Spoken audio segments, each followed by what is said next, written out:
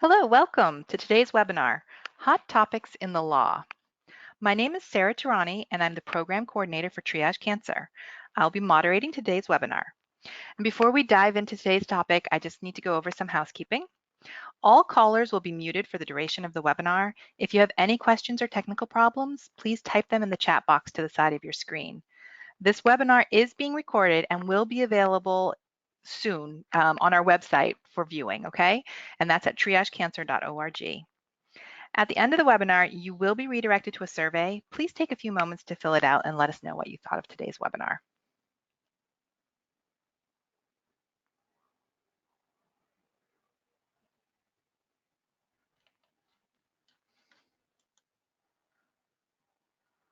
Hold on here while I advance my screen.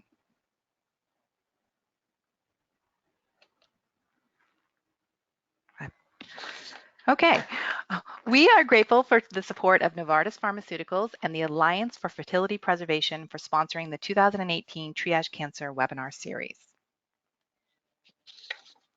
As part of the accreditation process for today's webinars, I need to read this disclaimer and disclosure. So the disclaimer, this presentation is intended to provide general information on the topics presented. It is provided with the understanding that the author is not engaged in rendering any legal, medical, or professional services. Although this content was reviewed by professionals, it should not be used as a substitute for professional services. The disclosure. The planners and presenters of this program have not disclosed any pertinent financial relationships or conflicts of interest. Now, while this educational program has received commercial support from the previously listed sponsors, the content of the program has no relation to the commercial interests and organizations of products and services. And I am pleased to let you know that we are offering contact hours for today's webinar. Triage Cancer is now an accredited provider of continuing nurses education for the American Nurses Credentialing Centers Commission on Accreditation. Therefore, nurses participating in the live webinar today may be eligible for one contact hour. In order to receive the contact hours, you must have registered for today's webinar. People who are listening in on someone else's computer are not eligible for credit. You must also attend the entire webinar. No partial credit will be awarded. And anyone watching a recording of this webinar is also not eligible for credit. It's only for people who attend live. Within 1 week of this webinar, complete the evaluation and post-test. You must receive a passing grade on the post-test to be eligible for contact hour. You will receive an email following this webinar, which will contain a link to the evaluation and post-test. Please note that on the evaluation, it asks for your name and email address. You must include these so that we can certify that you completed the evaluation. This email is the address we will mail the certificates, and we'll be sending those out within 4 to 6 weeks. Again, we are only offering contact hours to nurses at this point. Our application to become a social work CEU provider is still pending. If you have any questions or experience any problems, please email us at info@triagecancer.org. For those of you who aren't already aware, Triage Cancer is a national nonprofit organization that provides cancer survivorship education on topics that arise from the point of diagnosis throughout life. And we provide this education in a few different ways. First, we host a speakers bureau of experts on all types of cancer survivorship issues. These speakers are available to organizations putting on an educational event. You can read our speaker bios and request a speaker on our website. We not only participate in events all over the country, but we also host our own educational events for patients, survivors, caregivers, advocates, and healthcare professionals. We host a series of Triage Cancer conferences on a variety of cancer survivorship topics. This year's events will be held, the next events will be held in Reno, Nevada and Lewiston, Maine. We already finished our Ypsilanti, Michigan conference. Travel assistance is available for patients and survivors to attend the Reno event and the Lewiston, Maine event. So you can apply for that on our website as well. And as you know, we host a monthly webinar series. The next one will be on July 25th, and you can register for those on our website.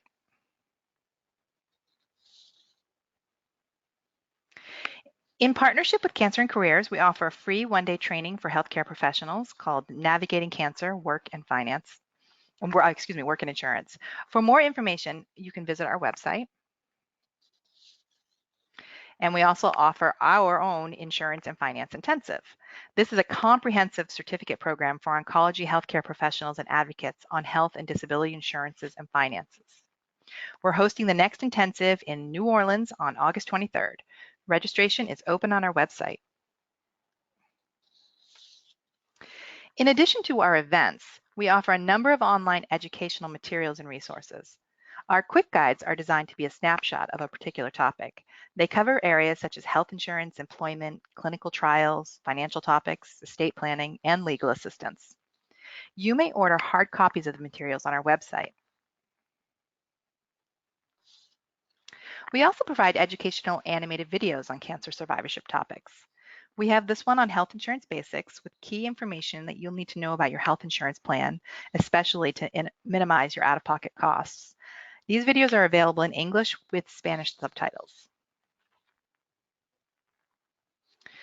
We also have state-specific resources on our site, including topics you will hear about today.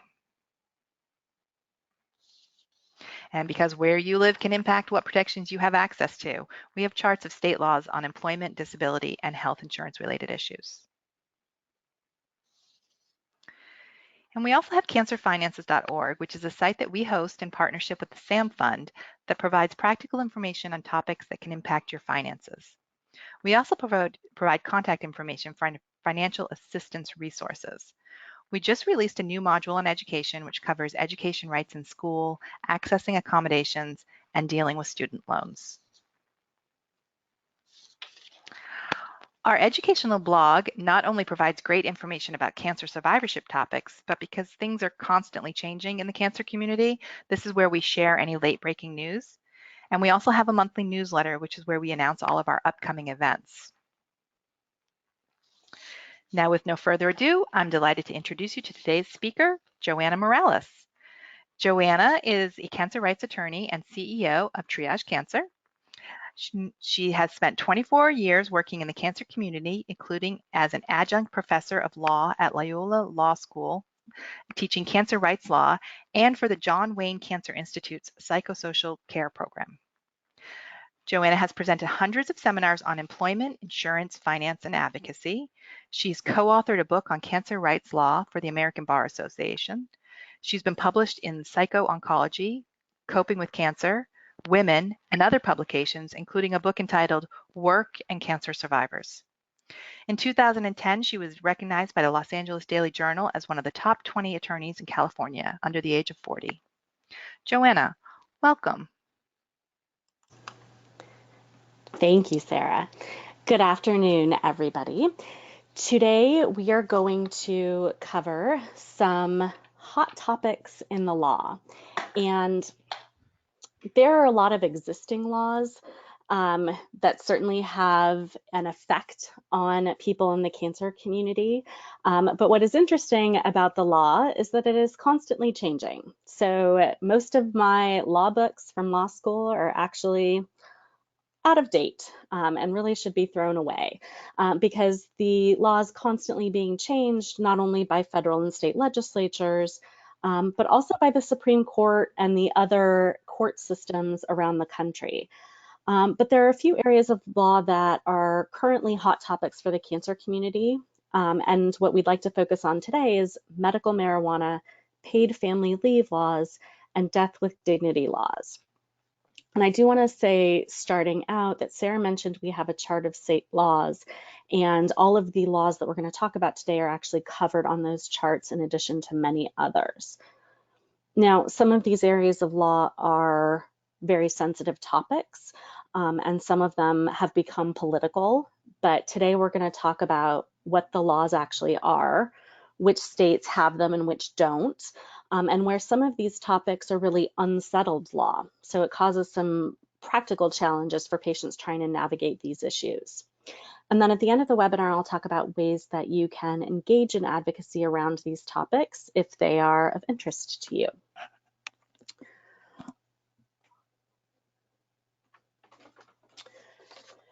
So starting with medical marijuana, this is actually a very hot topic in the law and in the cancer community, and I would say generally speaking across the country, because as more patients report ways in which marijuana has improved their side effects, and some patients believe that their use of cannabis has even shrunk their tumors or cured their cancer, and as more states pass laws related to marijuana, more attention is constantly being brought to this issue. And unfortunately, more attention hasn't necessarily brought more clarity, as we'll discuss. So we'll start by going back in history a bit to talk about the transition of the legality of marijuana from legal to not legal, and then to sort of legal. So cannabis was actually prescribed as a legal medication from about 1850 to around 1937. And then in 1937, President Roosevelt signed the US Marijuana Tax Act, which made prescriptions illegal of cannabis. And this was the ultimate political culmination of a discriminatory reaction to immigration, primarily from an influx of Mexican immigrants at the time who used marijuana. Interestingly, this law was the first time that the term marijuana was actually used in the law. And the argument was that if people actually understood that their cannabis was being taken away, that they wouldn't be able to pass this law. So they used the Spanish term for cannabis, which is marijuana. And then in 1969, in a Supreme Court case, the Supreme Court ruled that that particular law was unconstitutional on a technicality. So in immediate response, Congress actually repealed that law and passed a new law in 1970. And that law was called the Comprehensive Drug Abuse Prevention and Control Act of 1970. Within it was the Controlled Substances Act. And the Controlled Substances Act created a commission on marijuana and drug abuse. And interestingly, that commission actually encouraged that marijuana not be highly regulated and put on the schedule of controlled substances drugs. But ultimately, the US senators at the time disagreed with the commission's decision, and the senators actually listed marijuana as a Schedule I drug. Now, Schedule I substances are drugs or other substances that have a high potential for abuse, and that there is no currently accepted medical use and treatment in the US, and a lack of accepted safety for the use of the drug or other substance under medical supervision. So this is the highest regulation of a particular drug. So any Schedule I narcotics are illegal to possess, cultivate, distribute, or use. So no prescriptions are allowed to be written for Schedule I substances. So marijuana has been included in a class with drugs like heroin, LSD, and ecstasy. For perspective, Schedule II drugs include drugs like cocaine, oxycodone, morphine, and amphetamines, some of which can actually be prescribed by a healthcare professional. So putting marijuana on a Schedule I class really limited access to it. And ultimately, that's still federal law. So it is illegal to have, grow, distribute, or use marijuana, medical or otherwise, under federal law. So turning to state law, in 1996, California was the first state to actually allow medical marijuana. And it wasn't passed through legislation. It was actually enacted by voter proposition. So voters in California opted to have access to medical marijuana. And since then, 29 more states, DC, Puerto Rico, and Guam, have enacted medical marijuana programs. So 15 states now allow the use of CBD, which is a low THC, high cannabidiol, for medical reasons in limited situations or as legal defense. So CBD is actually an extract from marijuana, which is the non-psychoactive part of marijuana. So some of those states really provide very limited access to the type of marijuana that can sometimes be reported as being most useful to alleviate some of the side effects of cancer treatment. Now, the state laws are completely different. So there's differences in whether or not you have access to a patient registry or you get access to an ID card. Some states will actually allow dispensaries or retail sales, and some states won't. They just allow you to have access to it, but you can't actually go and buy it anywhere. Some actually specify specific medical conditions. So for example, in a state like Alabama, you can only get access to medical marijuana if you have epilepsy or a seizure disorder. So sometimes even someone who's diagnosed with cancer doesn't have access to the protections that are available in those states. Some laws will allow patients from other states to actually be able to use the medical marijuana that they have. But what's interesting about that is you can't take marijuana over state lines because that's illegal under federal law. Some states actually allow for minor use, some states don't. Some states allow it to just be a legal defense. So if you are arrested with medical marijuana, it's a legal defense to that charge. It doesn't actually allow you to have it.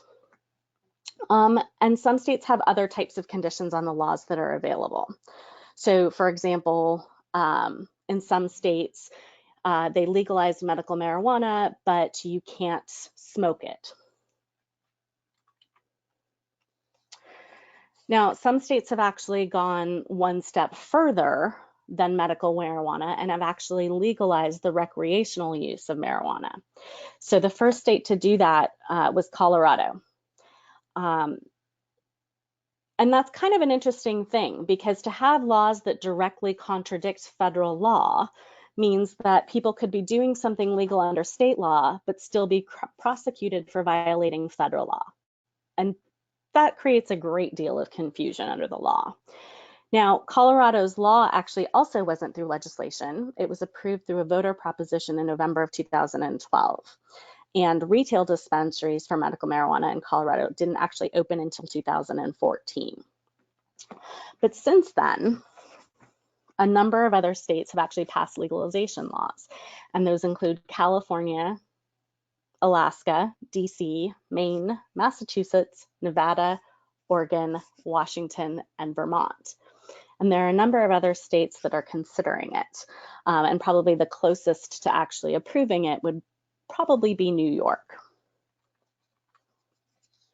So this is what it looks like visually across the state or across the country. So the states in dark green have full legalization laws. The states in Kelly green have medical marijuana laws. The states in lighter green just have access to CBD. And then the states in gray have no marijuana access laws. So we're really only talking about a very small number of states and territories in the US that don't have some legislation related to marijuana. Now, late breaking news, as I mentioned, the law is constantly changing. So just on June 26th, Oklahoma voters actually approved a proposition to legalize medical marijuana. And this proposition, the way that it was written, expedited access. So that access was supposed to start July 26th, the program implementation. But the governor of Oklahoma, Mary Fallin, actually called a special session of the legislature because she was concerned over how loosely worded the proposition was, and they needed some better regulation. Or she felt that they needed some better regulation. So just yesterday, she signed a bill implementing some strict rules around this voter proposition, which included things like smokable forms of marijuana actually won't be available at dispensaries. And it also requires that there's a pharmacist at all dispensaries in Oklahoma. So we'll be keeping an eye on how this law actually gets implemented as we move forward. Now, even though states have made efforts to legalize marijuana for medical or recreational use, it is still illegal under federal law. Now, the Drug Enforcement Agency, or the DEA, has continued to enforce the Controlled Substances Act and conduct raids on dispensaries, file asset forfeitures against any landlords who rented space to marijuana stores, and they even did things like confiscating doctors' licenses if they continued to prescribe marijuana. So under these types of actions, states really weren't very happy about this, and they tried to fight this through the courts, which ultimately led to the 2005 Supreme Court case, Gonzalez versus Raich, where the court held that the federal government actually has the right to regulate and criminalize cannabis at the state level under the Commerce Clause, even under medical purposes. So it basically confirmed that states don't have the power to pass medical marijuana laws that supersede the federal government's right to regulate. So under federal law, it's still illegal to have and to use medical marijuana. And then in 2009, the tide began to change a little bit. And the Attorney General released a report that said, it's not a priority to use federal resources to prosecute patients with serious illness or their caregivers who are complying with state laws on medical marijuana. So they really didn't think it was worth the time to be prosecuting individuals who are trying to get access to medical marijuana legally in their state. And then in 2013, the Department of Justice announced an update to marijuana enforcement policy. And this update is referred to as the Cole Memo because there was an Assistant Attorney General named Cole. And so it acknowledged that marijuana still remains illegal under the Controlled Substances Act, but it urged federal prosecutors to continue to enforce the CSA, but with 8 priorities in mind. And those priorities were limited to preventing distribution to minors, preventing revenue from being directed to illegal activities, to ensure that people weren't driving drugged, and to ensure that marijuana doesn't cross state into states where it is illegal, preventing marijuana activity from being used as a cover for other illegal drug activity, and stopping marijuana from being grown on public land. So this really prioritized for federal prosecutors where it would be worth their time to make sure that the law is followed versus going after individuals who are using medical marijuana to try to alleviate some of their health symptoms. So after the Cole Memo, the federal government really relied on state and local authorities to address any marijuana activity at the state level, keeping in mind those 8 areas of protections. And so the Department of Justice actually informed governors of states that have legalization laws that they're not going to challenge those legalization laws. Then in 2014, Congress actually slipped quietly into a budget bill the requirement that it is illegal to use federal resources to impede state medical marijuana laws unless someone is guilty of other types of laws. So Congress really said we don't want to be spending our federal resources on going after individuals who are trying to alleviate their symptoms by using medical marijuana in states where it's legal.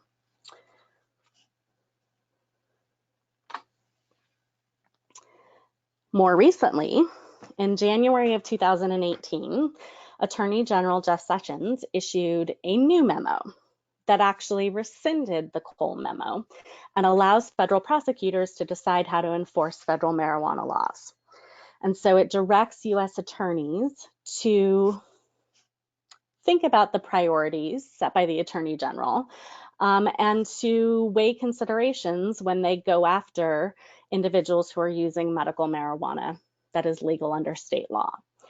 So there was a lot of conversation around this when it happened in January. And in March of 2018, also somewhat quietly, Congress passed another budget bill and extended their previous rule against using federal resources. So as you can see, there's been a lot of back and forth over the years around medical marijuana and the legalization of marijuana as it relates to the law. And it's pretty confusing and it's pretty contradictory. So it causes some practical problems and ultimately at the end of the day, some uncertainty about how someone is actually protected under the law if they decide to use medical marijuana. Now, the other challenge with accessing medical marijuana is that there's a significant amount um, of gaps in the research. So in 1999, the Institute of Medicine, or IOM, released a report on marijuana and medicine and looked at the science at the time. And they acknowledged the potential benefits of marijuana use to alleviate some of the side effects of cancer treatment, but they also expressed a significant amount of concern at the lack of research and the possible negative effects of usage. So they didn't recommend smoking marijuana because they thought that smoking could potentially be harmful. But they looked at the alternatives approved by the FDA at the time. There were two synthetic options called Marinol and Sesamet, which actually had been approved by the FDA. And so that report included a statement that there needed to be additional research. And so one of the things that they said was that scientific data indicate the potential therapeutic value of cannabinoid drugs, particularly THC, for pain relief, control of nausea and vomiting, appetite stimulation. Smoking marijuana, however, is a crude THC delivery system that also delivers harmful substances. The psychological effects of cannabinoids, such as anxiety reduction, sedation, and euphoria, can influence their potential therapeutic value. So they were saying that there are also psychological effects that come with accessing medical marijuana that could potentially be beneficial to patients, but then they also said that those effects are potentially undesirable for certain patients and situations, while they could be beneficial for others. In addition, psychological effects can also complicate the interpretation of other aspects of the drug's effects. So it left open the door for more research while expressing potential benefits and concerns of accessing medical marijuana. But 18 years later, not much has changed. So because of federal law and its illegality, it's difficult to research marijuana. So there's still limited information that we would prefer to be able to rely on when knowing the benefits and potential harms of using medical marijuana. So in a 2017 review of the health effects of cannabis, researchers concluded that scientific data indicate that there is potential therapeutic value. But despite increased cannabis use and a changing state-level policy landscape, conclusive evidence regarding the short and long-term health effects, both harms and benefits of cannabis use remains elusive. So it just again highlighted the significant need for research. Now, what's interesting about that is that significant need for research hasn't necessarily limited oncologists' suggestion of the use of medical marijuana. So just a few months ago, a study in the Journal of Clinical Oncology surveyed oncologists and found that 80% of oncologists were discussing medical marijuana with their patients. But a full 30% didn't feel informed enough to make recommendations to patients. And 46% have actually recommended it. 67% view it as a helpful pain management aid, and 65% view it as helpful for unintended weight loss. But ultimately, that study also called for additional research, clinical trials, and education of the healthcare team around the use of medical marijuana. Now, while there is much more attention being devoted on how to research medical marijuana, we still don't have a lot of data. We also don't have a lot of regulation. So quality control is a serious issue. And some analysis of available medical marijuana has found contamination by things like fungi and bacteria. Sometimes heavy metals or pesticides were found in the medical marijuana, or chemicals related to growth enhancers to grow the marijuana. And then even some substances like glass beads that are intended to increase its weight or give the appearance of a higher potency. So those are all serious concerns for someone who's trying to access medical marijuana and potentially has a compromised immune system at the same time. So we could actually be causing more challenges than we're solving. Dosage is also a serious question. So there's little regulation around the potency, quality, labeling, the types of strains, around edibles. Do you know how much you're actually getting in a brownie? And then the potential for overconsumption. So how do patients actually make decisions on how much is actually going to help them? And so are they overconsuming? And then there's also relatively little known about the long-term impact of medical marijuana use. So UC San Diego, about 2 years ago now, has shared some research on the impact of marijuana on different age groups. And their research has continued. But one of the things that they found is that it does affect brain development before birth and can cause lasting effects into adulthood.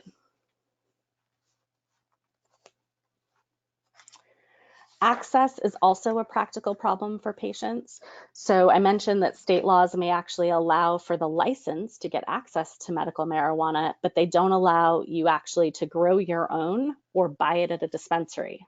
So how are you actually going to get access to it? It's also a concern about finding a reputable and safe place to buy, depending on which state that you live in. That could be very, very different. Cost is also a major access factor because medical marijuana is not covered by insurance. So you're paying out of pocket. And then for patients who are traveling to treatment or just traveling at all, if you are flying, you cannot fly with marijuana because it's illegal under federal law, and you can't take it across state lines.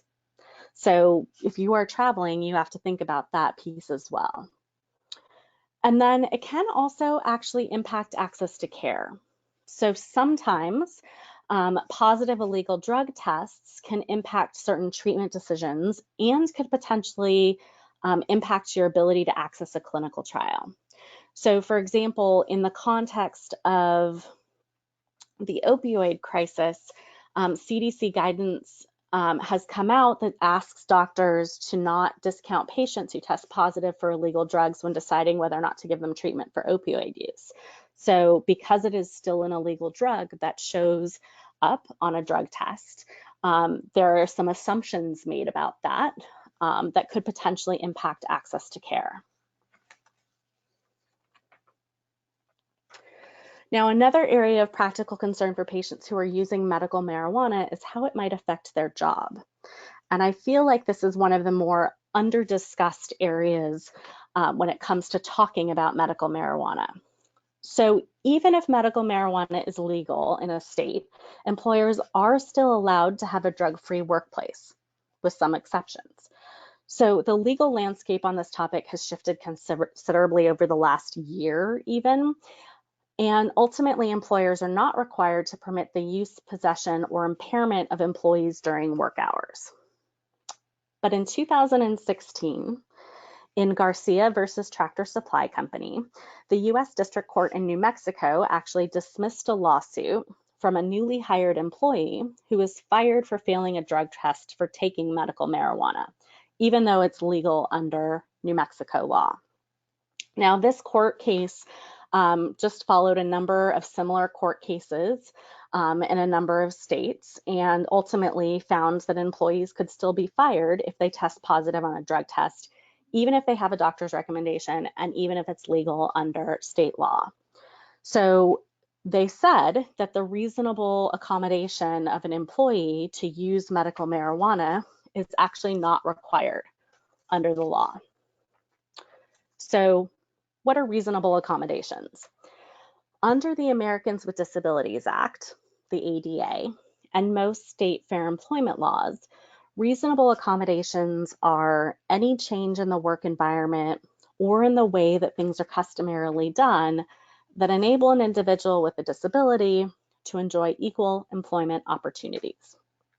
Now, if you're not familiar with accommodations or would like more information on how they can help individuals at work, we have a number of resources on this topic on the employment page of our website. Accommodations can be things like changes in schedule, in workspace, or utilizing technology, but they could also involve a change in a workplace policy, something like a zero tolerance policy for someone who uses medical marijuana. So there's been an argument made that an employer may have to accommodate an employee's off-site off-duty, off-work hour use of medical marijuana if they're eligible for protection under the ADA. But the problem is that it's still illegal under federal law. So generally speaking, employers are required to accommodate an employee if they are eligible for protection under the ADA or state law, unless it poses an undue hardship on the employer or poses a direct threat either to the employee, him or herself, or to others. So for example, there are classes of employees who also have to meet other requirements. So like airline pilots still have to meet FAA regulations, and truck drivers still need to meet the Department of Transportation guidelines. So there are certain roles that people play where they could potentially pose a direct threat to people around them. So for example, we don't want our airline pilots taking oxycodone on the job. Now in Garcia, the court ruled that reasonable accommodations are not required for illegal drug use. And as I mentioned, and we'll say again, for emphasis, it is still illegal under federal law to use medical marijuana. So the ADA doesn't protect an employee or an applicant who is currently engaging in the illegal use of drugs when the employer acts on the basis of such use. So the word currently is actually kind of a challenge in this circumstance because the time frame in which marijuana can actually show up in a drug test could be very far out. So it could be even weeks sometime. So someone will, for example, have smoked marijuana a few weeks ago and then takes a drug test and they test positive. And that's very different than other types of medications like oxycodone, for example. Employers are also not required to accommodate recreational use of medical or marijuana. So for example, the Colorado statute actually specifically says that employers are not required to accommodate recreational use versus Washington, for example, who doesn't specifically address workplace accommodation. But generally speaking, at that point, employers are expected to comply with federal law. Now, some state medical marijuana laws actually provide some explicit protections for employees. And so you'll see on the slide a list of states that have some protections, but those protections are sort of all over the map. They vary widely from state to state. So for example, in Connecticut and Delaware, there are state laws around medical marijuana that actually mandate employers accommodate someone who uses medical marijuana, which is pretty interesting. But then in some states, medical marijuana users are just protected by state law against discrimination for their use of medical marijuana. So for example, in Arizona, an employer might start to treat an employee differently because they find out that that employee uses medical marijuana off duty. And that actually wouldn't be permitted under the state law. Now, there is a case, Nofsinger, that rules that state law protections are not preempted by the illegality of federal law. So that's kind of a mouthful, but effectively, it's significant because just because it's illegal under federal law to use medical marijuana doesn't mean that the state law protections aren't still valid. So employers do need to comply with the state law protections that are offered to people in their state. But then what happens when a state law is silent on accommodation? It doesn't actually have any language that says whether or not an employer has to accommodate an employee based on their medical marijuana use under the ADA. So prior to 2017, state courts followed federal ADA law and said that employers don't have to accommodate. But then just last year, there was the Barbudo case. And in that case, the court held that employers must accommodate off-duty use of medical marijuana if using medical marijuana is legal under the state law. So that's pretty significant. And they found that to be the case because they focused on a line in the Massachusetts law that said any person meeting the requirements under this law shall not be penalized under Massachusetts law in any manner or denied any right or privilege for such actions. So basically, an employee can't be fired and ultimately be penalized for using medical marijuana by their employer. So this was a real shift in the way that courts were looking at this particular issue. And while this case was specifically in Massachusetts, it's significant because many state laws that are silent on accommodation actually have the same language in their laws. So we are likely to see that other states find this case persuasive, and it leaves a door open for protection from employers for the use of medical marijuana. But it's still an uncertain protection in most states. Now, the duty to accommodate medical marijuana use isn't unlimited. So someone still has to be eligible for protection under the ADA or state fair employment law. Also, your access and your right to reasonable accommodations is also not unlimited. So if an employer can provide an alternative accommodation, they're not required to accept the employee's preferred accommodation. So in this case, the use of medical marijuana. Also, employers can claim that it's an undue hardship. And this is most significant where you have employers that have to comply with other federal and state requirements. So for example, if an employer has a federal contract, those federal contracts require employers to have a zero tolerance policy. Or for example, Department of Transportation regulations, or maybe employees are required to have a federal government security clearance which doesn't allow the use of illegal drugs. So there are some other nuances related to specific employers who could then use that nuance to claim it's an undue hardship to accommodate an employee's use of medical marijuana.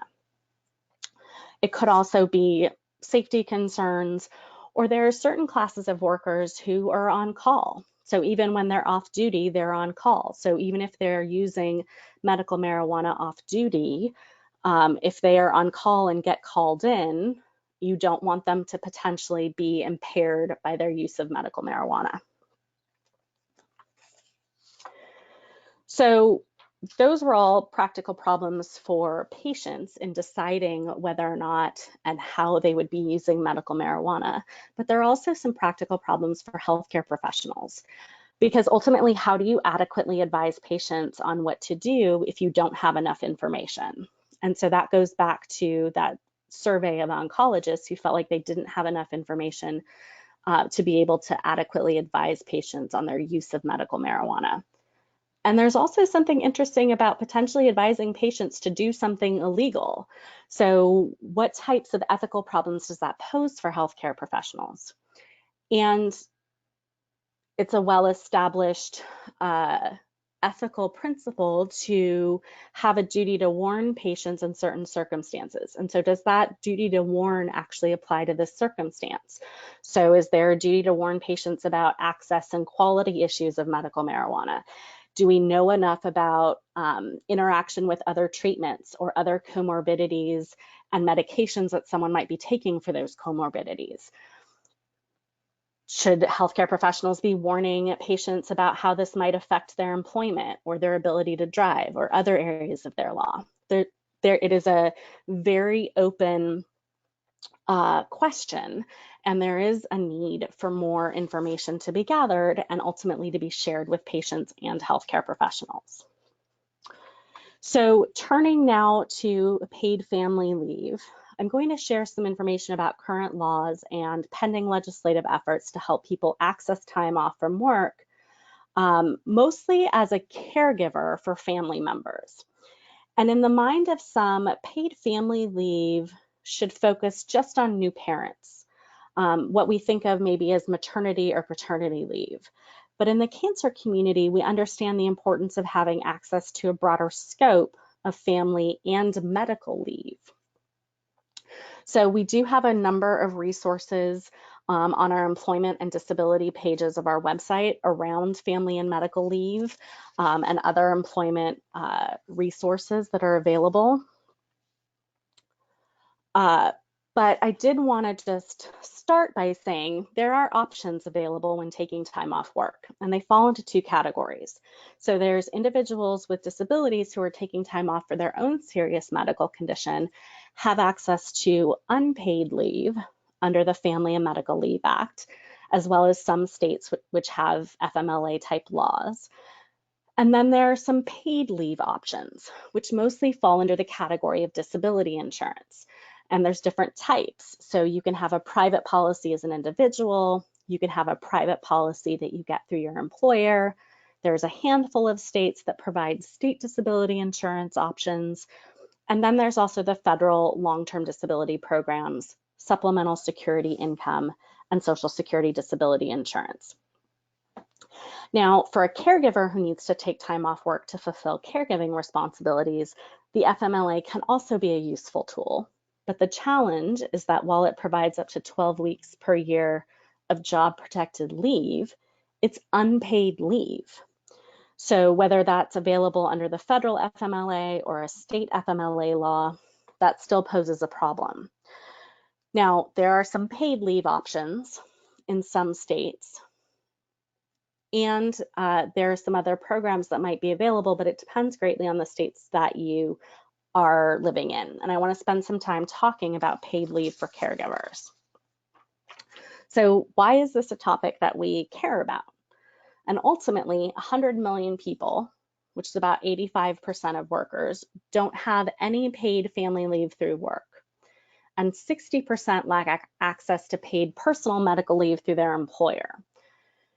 So even the FMLA's unpaid leave is not even accessible to nearly 2/3 of employees because either they're ineligible for it or they can't afford to take 12 weeks of leave unpaid.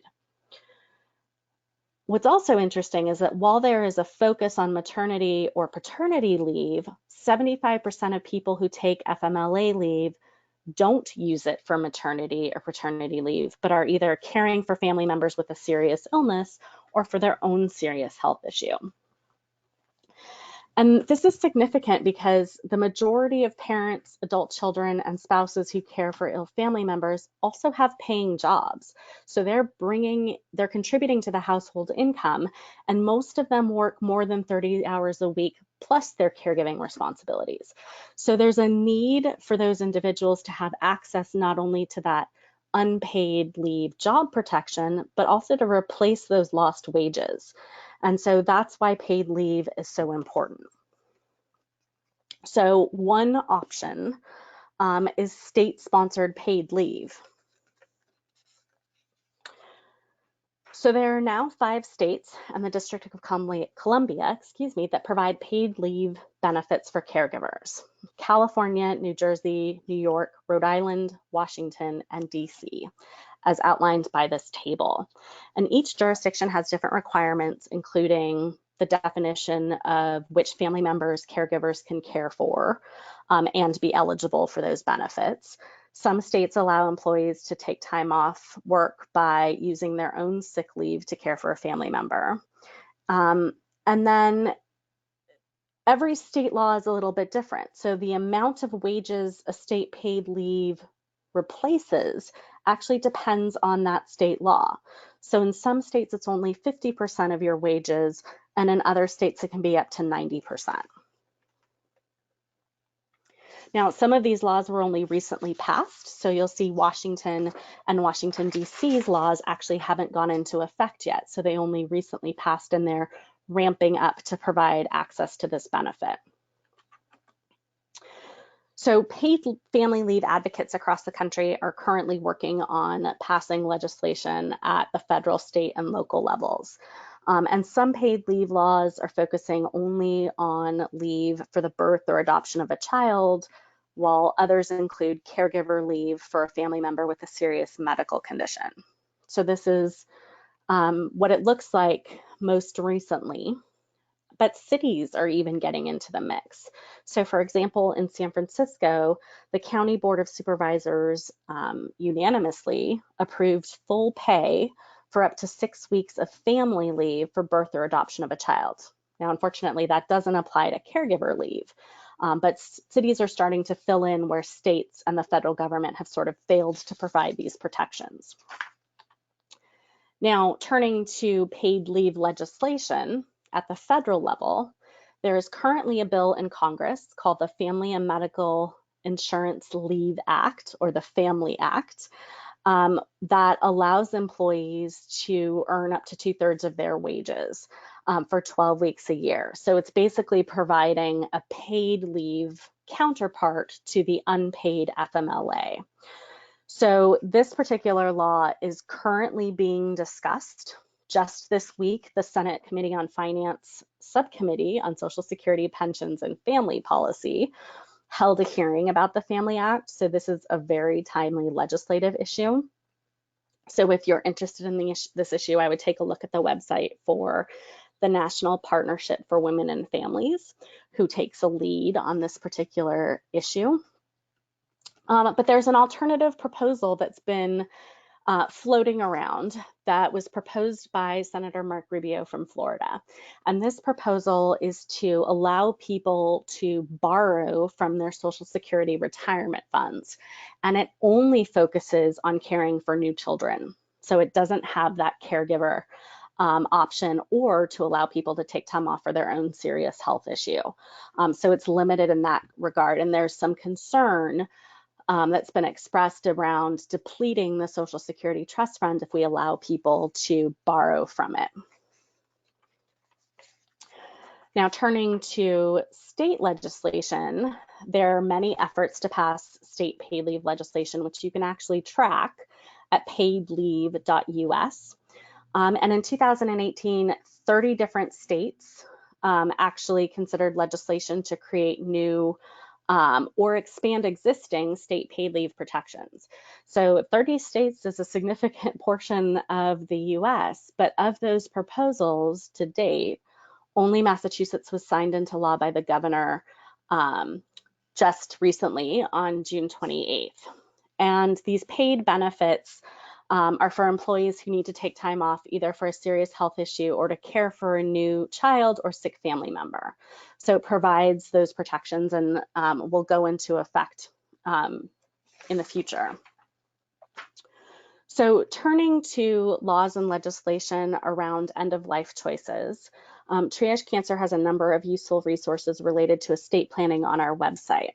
And talking about estate planning and end-of-life care is a very sensitive subject, and everyone has their personal feelings around this topic.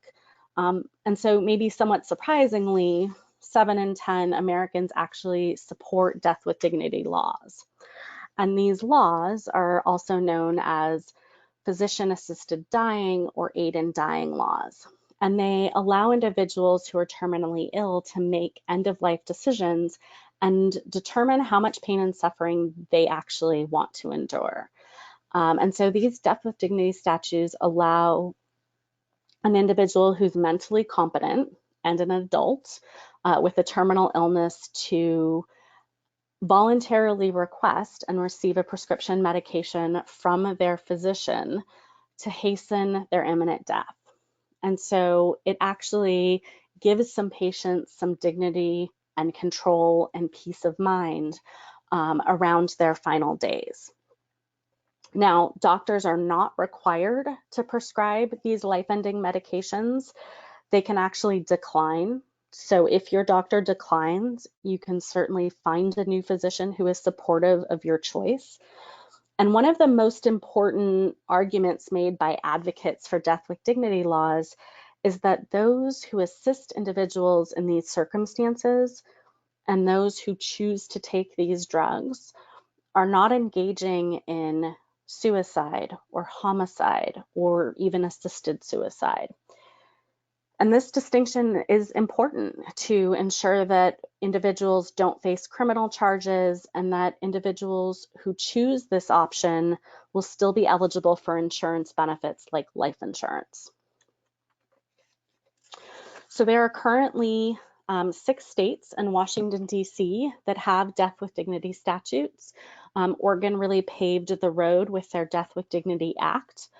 And Hawaii actually just passed their law a few months ago.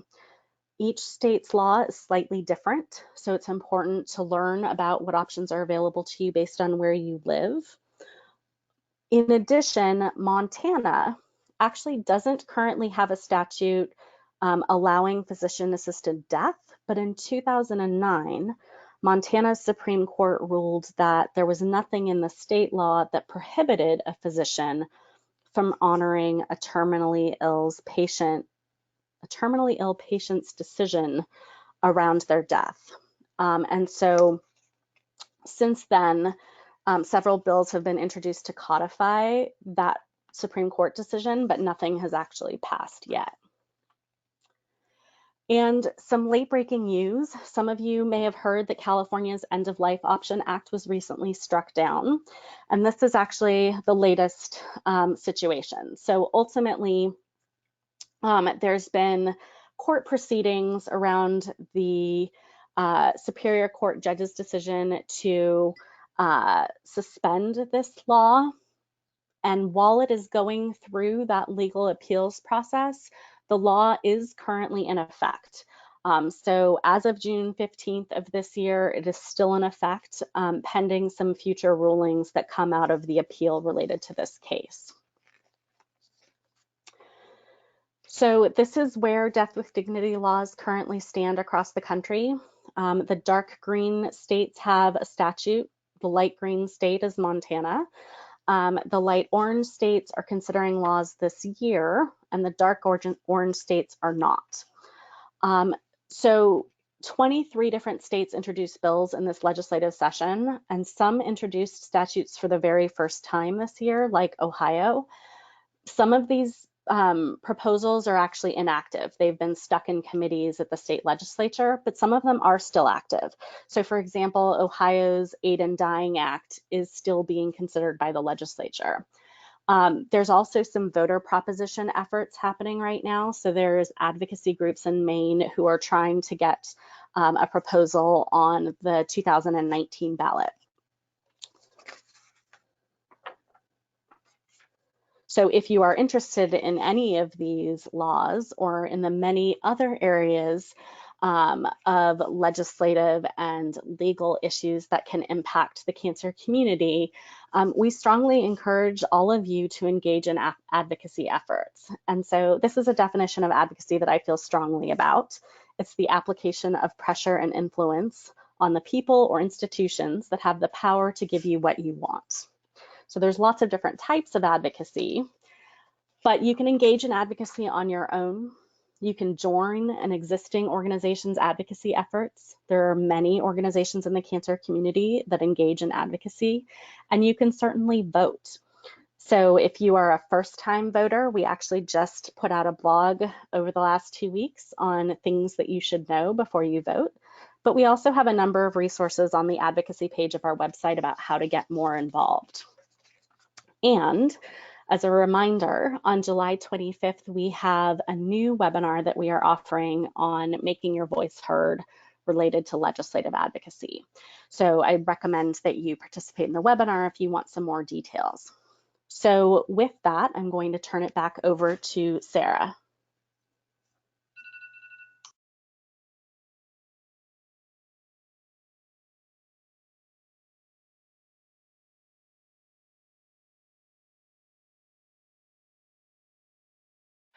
Sorry about that. I muted myself and I didn't figure out how to unmute myself. So here we go.